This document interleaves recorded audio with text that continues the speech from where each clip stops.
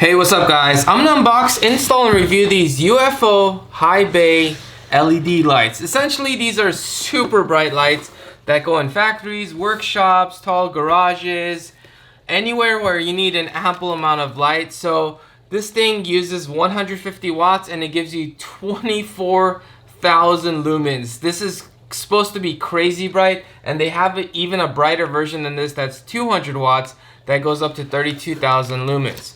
So this is the safety string or safety rope, as they would call it. Plugs in straight to a wall outlet that with a 5-foot cable, and it also has these dimmer cables if you have that system. I don't. I'm just gonna plug it in and use it at its max power at 150 watts, and it kind of tells you how to use this. They call it a safety rope, so it would attach from two places, I guess.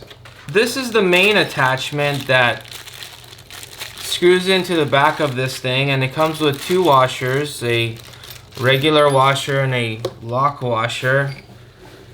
So you would basically put these on this and then screw it into that, and then when you were done, you'd basically just, tighten this so it wouldn't come off. Here are the lights, so a whole bunch of LEDs. This is metal, if you guys are wondering.